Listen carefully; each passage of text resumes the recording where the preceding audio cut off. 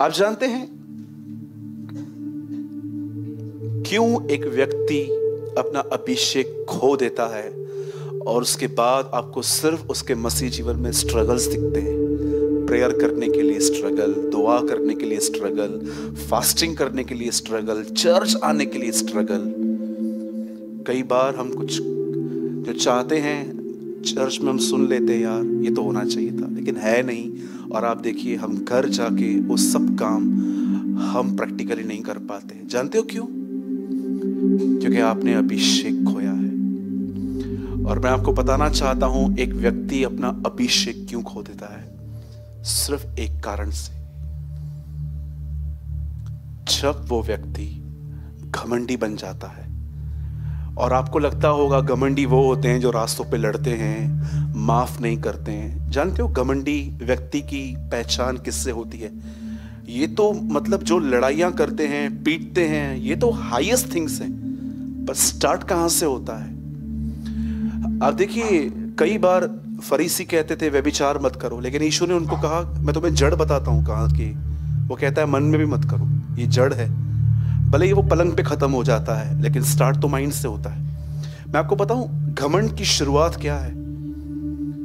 घमंड की शुरुआत है कि आप जो भी कर रहे हो आप बगैर स्क्रिप्चर्स को चेक किए हुए कर रहे हो। That is pride. जब भी आप कुछ कर रहे हो, क्या आप ये चेक करते हो जो मैं कर रहा हूं, जो मैं कर रही हूं, क्या ये वचन में लिखा है? और अगर आपके लिए वचन थ्रो करने वाली चीज है, सब काम प्रभु से पूछ के करेंगे क्या? कुछ बढ़ी नहीं पाएंगे। मैं आपको बोलना चाहता हूं आपके अंदर घमंड ने जन्म ले लिया है। एक हम्बल व्यक्ति की पहचान जानते क्या होती है? भले ही उसे सब बातें क्रिस्टल क्लियर दिखती हैं, फिर भी वो कहता है वेट, मैं परमेश्वर से पूछूंगा। मुझे बहुत पसंद है यिर्मयाह की किताब में, जब वो लॉकअप में था तो एक व्यक्ति था जो लड़ाई करने के लिए जा रहा था। उसने एक भविष्यवक्ता से पूछा मैं लड़ने जाऊं? बोला जा। पता नहीं क्यों उसे रास्ते में क्या हुआ, और उसने पूछा क्या यहाँ पर यहोवा का कोई भविष्यवक्ता है? और उन्होंने कहा हाँ एक है, बंद है इन दिनों में वो अंदर। और वो उनसे पूछने के लिए गया, और जैसे उसने यिर्मयाह से पूछा यिर्मयाह मैं लड़ने जाऊं क्या होगा? यिर्मयाह ने कहा तू आज ही मरेगा। यू नो ईगो की पहचान है ये। यीशु मसीह मुर्दों में से जी उठने के बाद आज पिता के दाहिनी ओर बैठा है। और जानते हो पौलुस कहां भी नहीं लिखता कि वो इसलिए बैठा है क्योंकि वो बेटा है, पर वो कहता है वो इसलिए बैठा है क्योंकि वो दीन हुआ था, वो नम्र हुआ था। आज मैं आप में से हर व्यक्ति से पूछना चाहता हूं, मैं जानता हूं आप सब चर्च में बहुत हम्बल होते हैं, पर मैं आपसे पूछना चाहता हूं क्या आप सच में हम्बल हैं? मुझे लगता है ये दोनों ट्विंस हैं।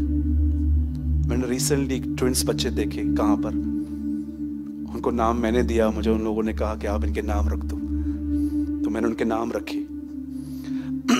आप जानते हो नम्रता और अभिषेक ट्विंस हैं। जहां छोटा होगा वहां बड़ा भी होगा, ये दोनों कभी अलग अलग नहीं होंगे। जिस दिन आपके अंदर से नम्रता गायब हुई, उस दिन आपके ऊपर से अभिषेक भी गायब होगा। इसीलिए बहुत औसम वे से लिखा गया है, और पाकरूह यीशु पे उतरा और उस पे ठहर गया। क्यों? क्योंकि नम्रता ठहरी हुई थी। मैं फिर से कहता हूं, पहले अपनी रॉन्ग पिक्चर निकाल दीजिए। आहिस्ते हाथ जोड़ना, आहिस्ते प्रेज द लॉर्ड कहना, हर एक को झुककर प्रेज द लॉर्ड कहना, ये किसी को आदर देना है, ये नहीं दर्शाता कि आप नम्र हो। अगर आप मुझसे पूछोगे मूसा और यीशु में कितना फर्क है, तो मैं आपको कहूंगा मेरी बहन, मेरे भाई, कोई कंपैरिजन ही नहीं है उन दोनों के बीच में। मूसा पृथ्वी से था, यीशु ऊपर से आया था। अगर आप मुझसे पूछोगे नम्रता और आदर में क्या अंतर है, जमीन आसमान का अंतर है। बोलो यीशु मसीह की। जरा सोचिए कि आप एक ईगोस्टिक पर्सन तो नहीं है। ईगो में 3 चीजें होती हैं, मुझे लगता है ये मिक्सचर है, मिश्रण है इनका। पहली चीज, कभी भी घमंडी व्यक्ति आपकी डांट नहीं सुन पाएगा। मुझ में भी है ये। मैं भी कई बार किसी को सुनता हूं, कुछ हद तक सुन लेता हूं, फिर मुझे लगता है अभी मैं भी नहीं, उठता है फिर उसको मारता हूं, नहीं, और ये अच्छा है, टूट रहा है वो, टूटने दो। सेकंड थिंग, ईगो वाला व्यक्ति माफ करने के बाद भी आपकी बुरी बातों का अकाउंट अपने अंदर रखेगा। नेक्स्ट टाइम जब झगड़ा होगा ना, आप देखो पुरानी सब बातें बाहर निकालेगा। इसको कहते हैं ईगो। पहले कौन थे? डांट। बोलो, पूछो बाजू को, डांट सुन पाते हो? नहीं सुन पाते, इसके लिए आपके ऊपर अभिषेक भी नहीं है। सेकंड थिंग कौन सी? अंदर मस्त लेटर बॉक्स में, जैसे बॉक्स में पड़े रहते हैं डब्बे, वैसे उनके अंदर पड़ा रहता है, 2 साल के बाद भी निकालेंगे। और तीसरी चीज, अब जो मैं कहूंगा उस पर ध्यान देना। इनको अपने आप को जस्टिफाई करना बहुत पसंद होता है। अगर इनके ऊपर थोड़ा भी ब्लैक डॉट, एक दिन एक टीचर ने एक व्हाइट बोर्ड पे एक ब्लैक डॉट पहन के सबने उसे पूछा, सबसे पूछा, बताओ तुम्हें क्या दिख रहा है? सबने कहा ब्लैक डॉट। उससे कहा किसी को व्हाइट बोर्ड नहीं दिखा, किसी को नहीं दिखा, लेकिन ब्लैक डॉट सबको दिखा। यू नो, मैं आपको बताना चाहता हूं अपनी एक और गलती। कोई समय था मैंने अपना अभिषेक पूरी तरह से खो दिया था, पूरी तरह से। मैं बाइबल पढ़ता था पर बाइबल मुझ पर रिवील नहीं होती थी। मैं पढ़ता था, जोर लगा के पढ़ता था, प्रभु कुछ तो बात कर, कुछ तो बात कर। फिर मुझे स्ट्रेस होता था बाइबल पढ़ते पढ़ते। फिर मैं सोचता था मैं पापी हूँ, मेरी प्रेयर लाइफ ढीली है, ये है वो है, जबकि मैं भूल गया था कि बाइबल इस तरह नहीं। बाइबल बताती है, बाइबल को समझने के लिए हमें ज्ञान और प्रकाश की आत्मा मिली है। आपको क्या लगता है आपके जोर देने से आपको वचन समझ में आएगा? जो नहीं पढ़ते हैं, मैं उनकी तो बात ही नहीं कर रहा हूँ, वो तो कोमा में है, वो तो जिंदा लाश है आज। लेकिन मैं उनकी बात कर रहा हूं जो पढ़ते हैं। आप जानते हो आपको सब चीजें कौन सिखाता है? इवन बिजनेस करना भी। आप पढ़ सकते हैं, व्यवस्था में लिखा गया है, मैं ही तुम्हें धन को कमाने की शक्ति और बुद्धि देता हूं। आपको पता है परमेश्वर आपको बिजनेस करने के लिए भी अनॉइंट करता है, अभिषेक देता है। अगर आप नहीं जानते हैं कि आपको सब बातें, अगर आपको लगता है कि आपने जॉब पे 1 साल के अंदर इतनी प्रोग्रेस किया है या आप स्पिरिचुअली बहुत आगे बढ़े हो, अगर आप ये नहीं जानते हो कि आप कैसे बढ़े हो, अगर आपको लगता है यू आर इनफ इंटेलिजेंट इसलिए हुआ है, तो ये आपकी गलत फहमियां भी हैं, ये आपका घमंड भी है। पंकज भाई, मैं एक वर्ड, आप मत खोलिए, एक वर्ड लगाइए, 1 जॉन, पहला यूहन्ना, उसका 2 और 27वां वचन। जरा देखिए यहाँ पर, जिन लोगों ने ये वर्ड कभी पढ़ा नहीं है, क्योंकि बहुत सारे लोग सिर्फ सुसमाचार पढ़ते हैं, पत्रियां नहीं पढ़ते हैं, तो वो इस वचन तक पहुंच ही नहीं पाते हैं। और तुम्हारा वह अभिषेक जो उसकी ओर से किया गया है तुम में बना रहता है, और तुम्हें इसका प्रयोजन नहीं कि कोई तुम्हें सिखाए, वरन जैसा वह अभिषेक जो उसकी ओर से किया गया है तुम्हें सब बातें सिखाता है। यहां नहीं लिखा गया है कि परमेश्वर का वचन सिर्फ आपको प्रेयर, परमेश्वर का वचन और आपको सेवा करना, लिखा है वो तुम्हें सब बातें सिखाता है, सब बातें। मुझे आज भी याद है जब मैं स्टार्टिंग के डेज में, जब मैंने गाड़ी ली थी एक्टिवा, मैं गाड़ी ऐसे जगह पे खड़ा करता था जैसे वो मेरे पिताजी की जगह है, कभी टेढ़ी, कभी ऐसे वैसे। कभी कभी लोग मुझे बोलते थे अच्छे से लगाइए ना लोगों को आने जाने में, ओए। लेकिन जब प्रभु से पाला पड़ा, मैं आपको सच कहता हूं, आज वो मुझे गाड़ी भी टेढ़ी लगाने नहीं देता। बोलता है क्यों, सीधी लगा इसको। मैं आपको बताना चाहता हूं, वो आपको सब बातें सिखाएगा, वो डिसिप्लिन टीच करेगा आपको। वो आपको सिर्फ दांत मांजना नहीं सिखाएगा या बाल अच्छे से, क्योंकि बहुत सारे लोगों को लगता है वेल ड्रेस भी एक अभिषेक का फल है। परमेश्वर ने मुझे और अच्छा बाकी कुछ नहीं सिखाता। मैं फिर से कहता हूं, घमंड को अपने अंदर।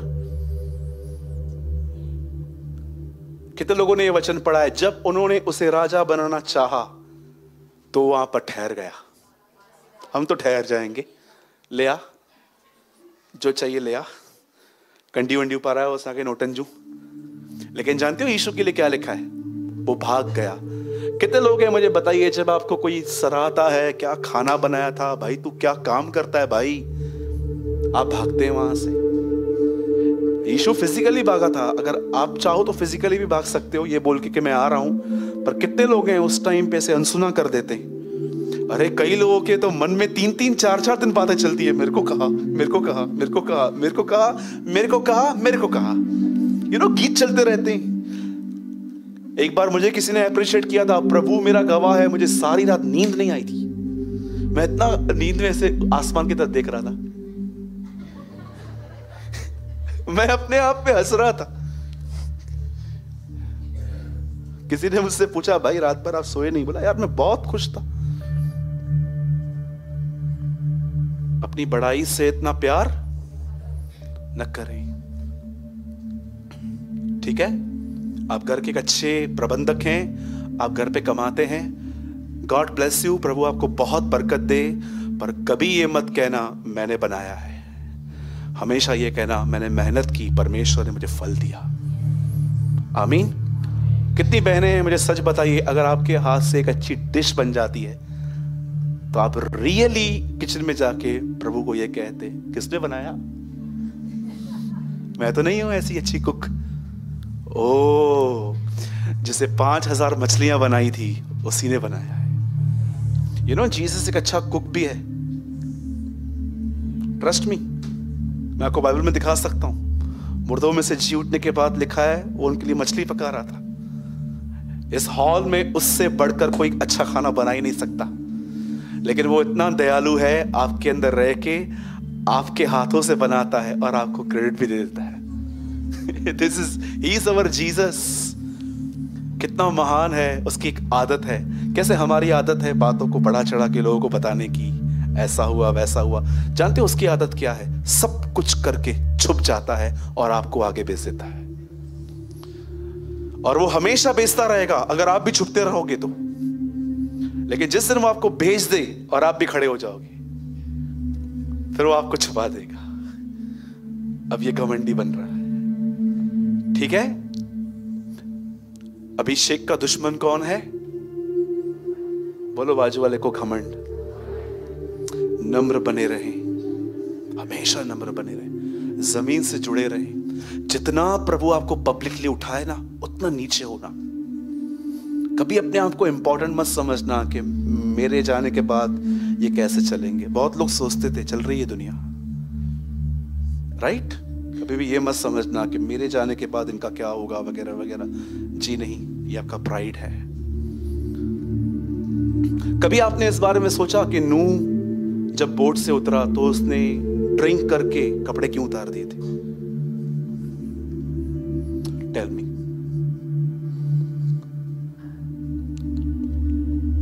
मुझे लगता है कहां न कहां नूह जब बोट से उतरा, उसे देखा कोई नहीं है, मैं ही जिंदा हूं, और प्राइड में आके उसे अपने कपड़े उतार दिए। ओके? अभिषेक चाहिए तो क्या करना चाहिए? बोलिए, मट्टी से जुड़ा होना व्यक्ति चाहिए।